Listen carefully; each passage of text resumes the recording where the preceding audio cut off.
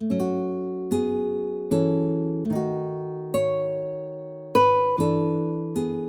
mandiai, hanjak kita tahu supa.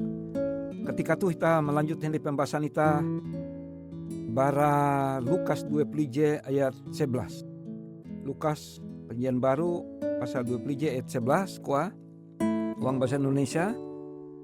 Dan akan terjadi gempa bumi yang dahsyat, dan di berbagai tempat akan ada penyakit sampar dan kelaparan, dan akan terjadi juga hal-hal yang mengejutkan dan tanda-tanda yang dahsyat dari langit. Wang kutak kita kuah hong hete-hete kareh lembut petak hagerek, ini gempa bumi. Je paham yang sangat hebat, bahaya lau tuntang penyakit, kelaparan dan sampar. Karehal je mawi ulu mangkarieng tuntang mikeh. Jadi menyebabkan orang terkejut dan terheran-heran, ketakutan. Mikeh angat kare menjadi kea hong langit, dan tanda-tanda dasar di langit yang membuat ketakutan. Pari semandai ku nengat judul pembahasan itu panampayah je aneh. Jadi pemandangan aneh yang luar biasa ia akan terjadi huang petak danum kalunen ita tu. Huang ayat ye harus kita membaca bahwa gitu peristiwa-peristiwa tukep sahelu bara penumah Yesus di kedua kali. Penutupan sejarah dunia. Jadi pari samandiai gitu kita perlu belajar. Mungkin kita arek belajar selama tu belajar tentang pengetahuan akan pambelum itu hang kelunen tu. Belajar menyirap, belajar nguan jukung, nguan kapal dan lain-lain. Tapi perlu itah arek belajar hal-hal je terjadi kejadian tukep helu bara Yesus dumaji kedua kali. Dan itu sifat tatek kilau terus menerus beruntun. Jadi rentetan kuasa kekafiran yang semakin besar dan semakin besar. Ilah-ilah orang kafir akan menyatakan kuasanya yang dahsyat, dan mereka akan menyatakan diri mereka di kota-kota besar di dunia.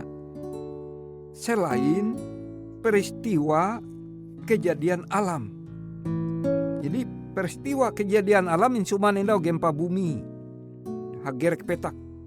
Kemudian peristiwa lau kanai, kelaparan dan penyakit. Saya lu beratu kita jadi sampai belajar kelaparan itu buah karena hasil panen rusak karena bencana alam. Nah, tersedianya makanan itu tidak banyak sehingga harganya naik. 2 Timotius pasal 3 ayat 1. Datang masa yang sukar, bahasa Malaysia aku datang masa mahal beras.